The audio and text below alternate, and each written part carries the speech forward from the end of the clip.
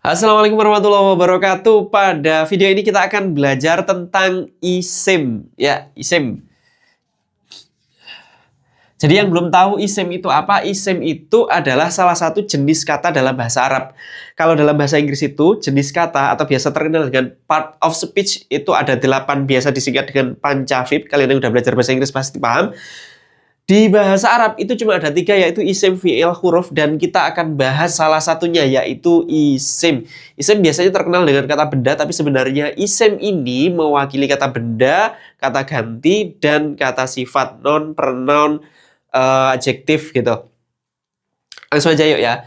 Isim dalam bahasa Arab artinya adalah sebuah kata yang punya arti, tapi dia tidak ada kaitannya dengan waktu. Tidak ada kaitannya dengan waktu. Jadi misalkan lafadz babun. Ini artinya pintu. Kita tahu ini isim itu dari tanda-tandanya di sini ada tanwin ya. Ini pelajaran jurumiyah awal dulu bahwa kalau kita menemukan tanwin pasti itu isim. Kemudian ini isim atau bukan juga bisa dilihat dari artinya. Ini ada terikat waktu enggak? Artinya terikat waktu itu bisa ditanyakan kapan terjadinya. Nah, kalau kata ini tidak nyambung dengan pertanyaan kapan terjadinya, ya dia isim gitu aja. Beda toh dengan makan. Nah, yashrobu misalkan minum ya. Syaroba aja. Syaroba, minum. Kapan terjadinya minum itu? Ini bisa ditanyakan, bisa kemarin, bisa sekarang, bisa besok, minumnya kapan. Nah, ini pasti bukan isim. Nah, itu isim. Selanjutnya, isim itu pasti terbagi menjadi 4 bentuk atau kita bisa menganalisanya dari 4 sisi begitu ya. Yang pertama, kita bisa menganalisa dari gendernya. Oh, dari sini aja. Yang pertama, kita bisa menganalisa dari gendernya atau jenis kelaminnya. Jadi, di dalam bahasa Arab, kalimat isim ini itu pasti ada opsi kalau tidak mudzakkar, pasti mu'annas. Jadi begini, kalau nggak laki-laki, pasti perempuan. Jadi di bahasa Arab itu semua benda, semua kalimat isim itu ada gendernya, ada laki-laki, ada perempuannya. Gini, contohnya adalah lafadz muslimun. Misalnya begini ya. Kata muslimun ini pasti bisa dilihat dari gendernya, kalau nggak mudzakkar ya mu'annas. Sama dengan tadi babun yang kita contohkan di awal tadi. Ini bisa dilihat kalau nggak mudzakkar ya mu'annas. Kita bisa tahu mu'annas atau mudzakkar itu dari ekornya atau dari huruf belakangnya. Kalau mu'annas itu cenderung selalu ada tak marbutohnya.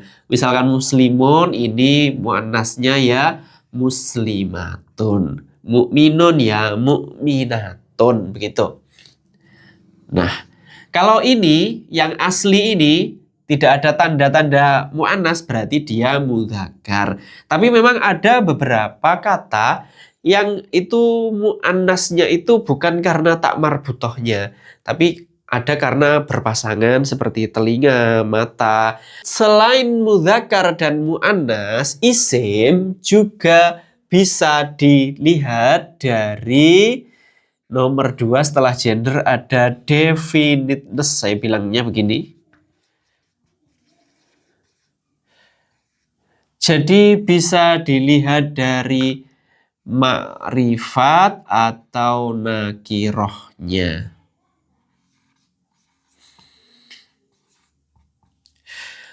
Ini mirip dengan pelajaran the dan the dan ini kalau dalam bahasa Arab the ini adalah al, kalau ini adalah tanwin. Kita kembali ke contoh babun. Tidak ada al tapi ada tanwin, berarti dia nakiroh. Artinya nakiroh itu bendanya belum tertentu, belum kita ketahui. Ini juga muslimun, kalau masih ditanwin seperti ini berarti dia isimnya isim nakiroh. Kalau sudah di al muslimu, berarti kalau ada al tanwinnya harus hilang. Ini berarti sudah makrifat. Kalau dalam bahasa Inggris itu pelajaran the dan a. Ini isim makrifat atau nakiroh, ini isim makrifat karena ada alnya. Begitu.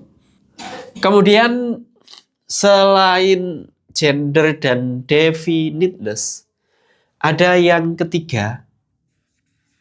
Isim itu bisa dilihat dari number, jumlahnya.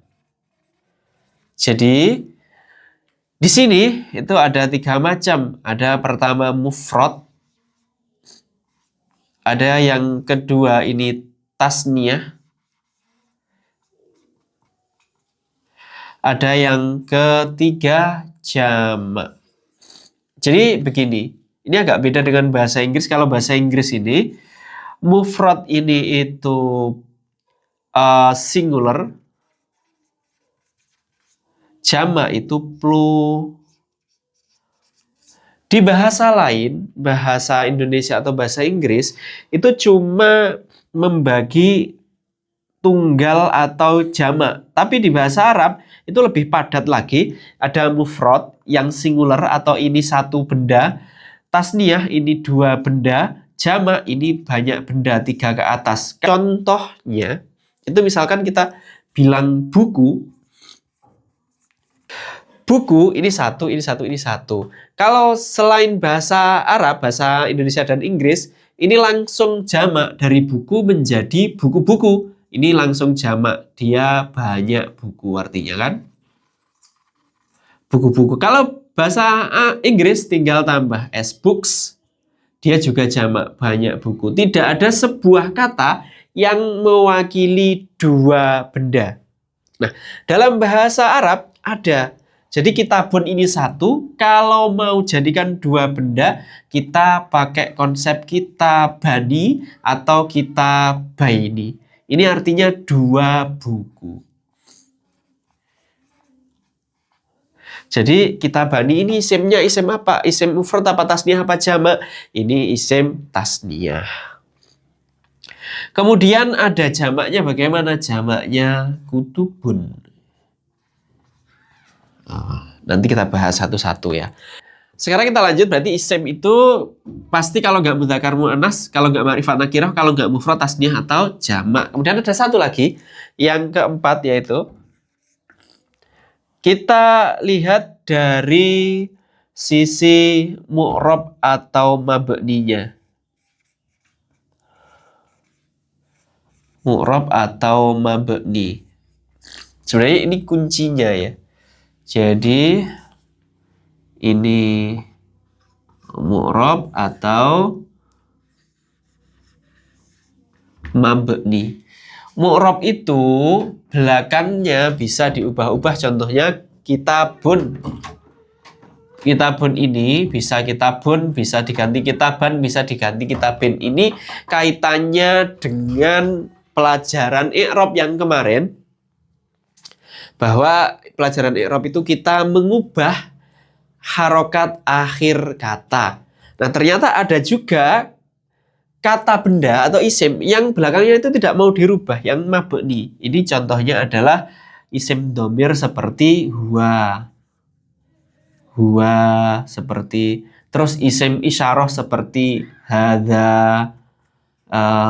Jadi dia tidak bisa diubah jadi hadhi atau hadzu. Ini huwa juga tidak bisa diubah menjadi huwi atau huwu. Dia tetap wa, tetap za. Dan kalau kita berbicara tentang perubahan dalam bahasa Arab itu, kita akan berbicara tentang ekor ya, tentang ekor, sekali lagi ekor kata, pasti yang di belakang. Harokatnya ini yang di belakang. Bahkan berubah hurufnya ini juga yang belakang. Mun ditambah tun. Oke. Jadi cukup 4 ini. Jadi isim ini bisa dilihat dari mudzakkar atau muannas, bisa dilihat dari definitusnya ma'rifat atau nakirah, bisa dilihat dari number atau jumlahnya mufrad tasniyah atau jamak, bisa dilihat dari mu'rab atau mabninya. Misalkan begini lafadz babun. Ini kita bisa tanyakan, ini mudzakkar atau muannas? Ini mudzakkar. Ini ma'rifat atau nakirah? Ini nakirah. Ini mufrad tasniyah atau jamak? Ini mufrad. Ini mu'rab atau mabni? Ini mu'rab. Jadi empat-empatnya ini punya jawaban di satu kata. Oke, gitu aja. Setelah ini di video selanjutnya kita bahas yang ini. Terima kasih banyak. Assalamualaikum warahmatullahi wabarakatuh.